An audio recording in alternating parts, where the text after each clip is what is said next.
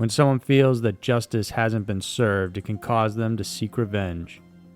Overwhelmed by anger and frustration, an otherwise normal person can be driven to commit violent acts against those who cause them pain and grief. From a kidnapped son to mob justice, these are the 5 most shocking stories of ultimate revenge.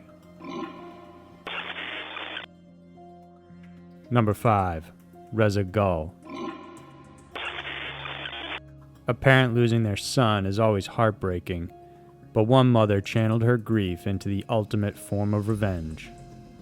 Reza Gul feared for her son's life when she suddenly heard gunshots being fired.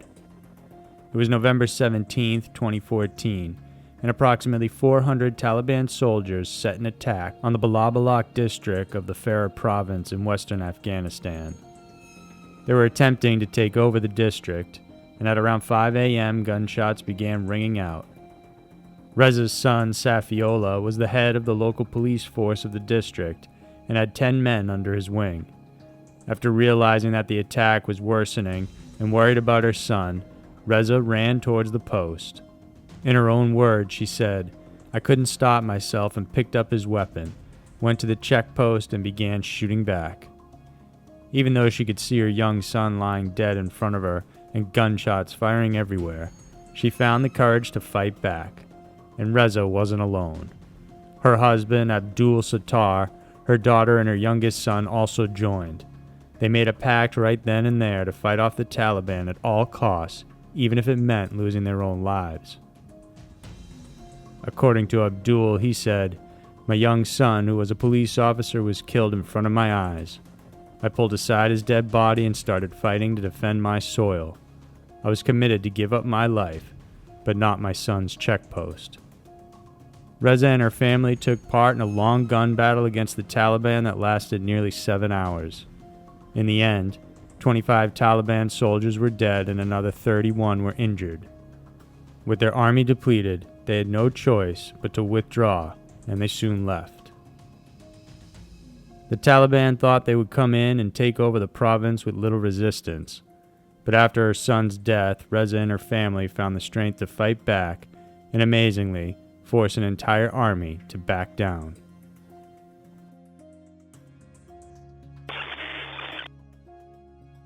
Number 4. Buford Pusser.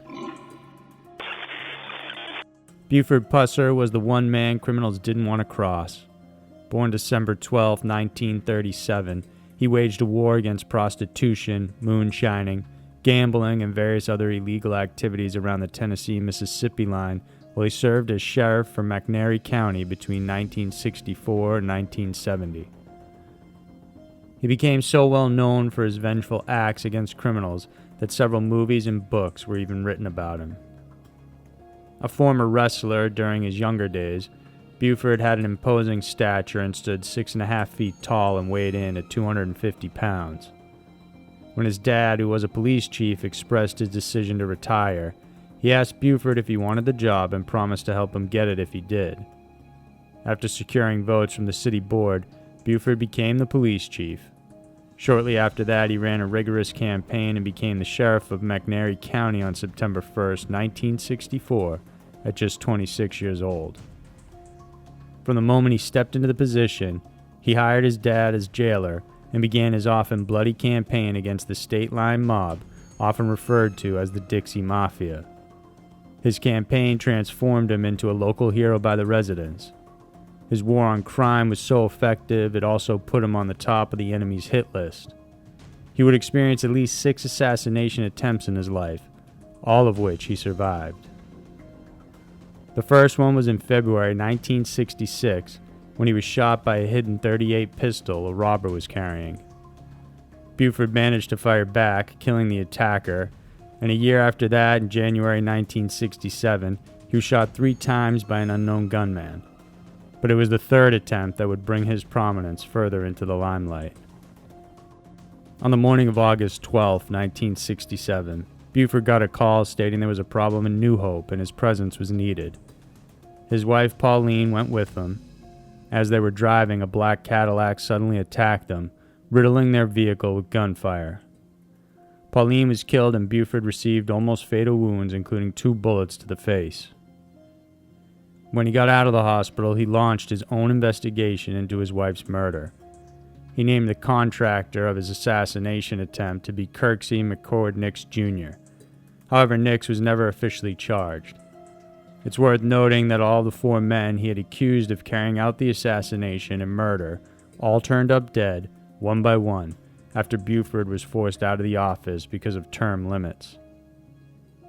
His quote-unquote war on crime intensified before his term ended. When his fame reached its peak, he was offered movie rights, even a movie role after his initial biopic Walking Tall became a box office hit. Just hours after signing the contract and receiving the good news, Buford drove home using his new Corvette when he skidded off the road and hit an embankment. He died soon after, and although it was ruled an accident, many suspect his car had been sabotaged, and that he was in fact actually murdered by one of his many enemies. Number 3. Ken McElroy. To the people of Skidmore, Missouri, Ken McElroy was a nuisance. He was violent, a possible child molester, a criminal, and a thug. They didn't want anything to do with him, but they also couldn't get rid of him. Ever since he was a kid, McElroy had established himself as a small-time thief and womanizer. Even though he was accused and suspected of stealing antiques, alcohol, gasoline, and even livestock, he was never charged, successfully avoiding charges on 21 accusations. Those who witnessed his criminal activities often refused to testify because he would threaten and intimidate them by stalking their homes. McElroy had 10 children from different women. His last wife, Trina, was only 12 years old when they met. She was in 8th grade, and after 2 years she became pregnant with his son. She dropped out of school to live with him and his 3rd wife, Alice, and to avoid statutory rape charges, McElroy filed for divorce from Alice and married Trina. The 2 women tried to leave him several times, but he would never allow it to happen. In 1980, McElroy got into an argument with a local store owner, Ernest Bowenkamp, and his wife, Lois. They alleged that one of the McElroy kids tried to steal candy. Upset about it, McElroy began stalking the family, and it escalated to him shooting Ernest in the neck during a confrontation at the back of his store. Luckily, Ernest survived, and McElroy stood trial and was charged, but released on bail pending his appeal. Right after he got out of jail, he went to a local tavern armed with a shotgun and graphically proclaimed what he would do to Ernest if he saw him. The townsfolk and Ernest himself went to the sheriff to ask what they could do to protect themselves against this loose cannon, and he instructed them not to engage or get into direct confrontation with McElroy. The sheriff then left town on another call, and everyone went to the tavern to face the man head-on. Some words were exchanged, and after McElroy finished drinking, he bought a 6-pack and left. But while inside his pickup truck in the parking lot, McElroy was shot several times with 2 bullets hitting him directly in the chest. There were a total of 46 people who witnessed the incident, including Trina, who was seated beside him inside the truck. However, everyone that was there claimed they either didn't see the shooter or didn't know anything as to what had happened. In fact, nobody even bothered to call the ambulance, as McElroy lay there dying and the crowd just walked away.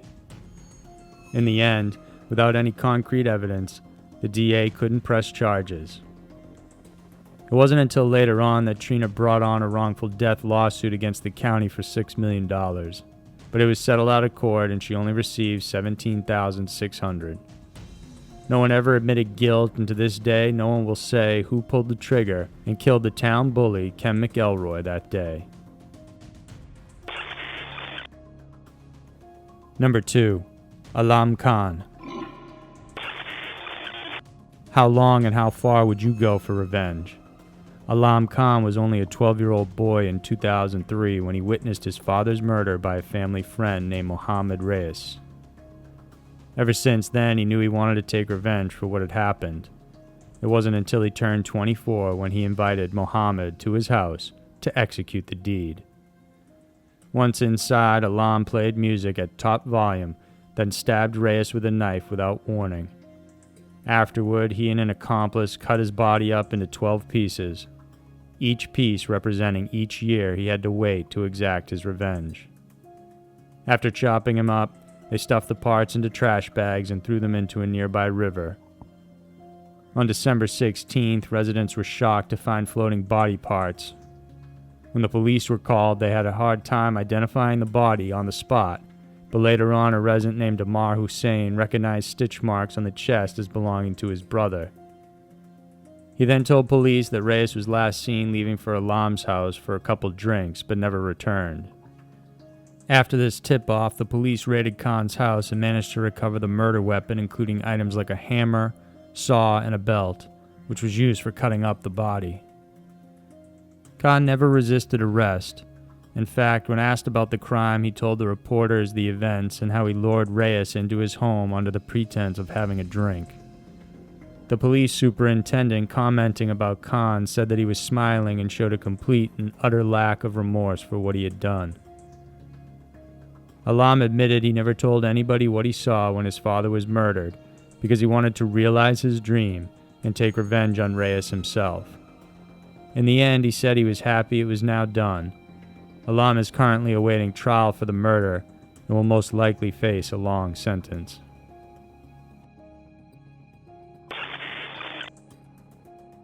Number 1. Gary Plage. Every loving father only wants the best for his son. Gary Plage was considered by those who knew him to be a funny, kind, and loving man. He coached the local baseball team and made sure his friends and family got a good laugh whenever he was around. So when his child was threatened, he did what he had to do and took revenge on the man who kidnapped and systematically molested his son. Jeffrey Doucette was a 25-year-old karate instructor who taught Gary's son, Jody. Doucette and Jody's relationship as instructor and teacher didn't register any alarms until one day in February of 1984. Doucette had picked up Jody that morning and promised to drop him off in the evening, just like he had done many times before. However, that night, Jody never made it back home. It turns out Jeffrey was a sick pedophile who had been secretly abusing Jody every chance he got. He had grown so obsessed with the child that he planned on finally making a life together with him by moving to California where no one would know who they were. It would take a week before anybody would find out where Jeffrey Doucette had taken Jody. The Plage family lived in fear, thinking the worst when the police finally came in with some good news that they had pinpointed the whereabouts of Doucette. They found him inside a California motel with Jody and arrested him without incident. Jody then returned to his family on March 1st, 1984, and Gary admitted he didn't know what to do and felt helpless, realizing his son had been sexually molested for months, even before the kidnapping happened. Doucette was charged for aggravated kidnapping and confessed to molesting Jody and other children, and on March 16th, Doucette was escorted by Baton Rouge police officers after being flown back from California. Inside the Baton Rouge Metropolitan Airport, a local news crew was waiting for their arrival to capture footage of the suspect. Doucette and the officers arrived around 9:30 p.m. and walked past the television crew to a bank of payphones. On the payphone was a man in a white baseball cap and sunglasses talking to his friend. The moment Doucette walked past this man, he spun around facing him and shot a single bullet at point-blank range, hitting Doucette in the head. The man placed the gun on the floor before officers could restrain him, and to their shock, they realized it was Gary Plage. The news crew on site captured the entire shooting. Footage of the video has been uploaded on YouTube and viewed over 18 million times. The video is graphic and explicit, but it shows just how far a father would go to protect his own kid.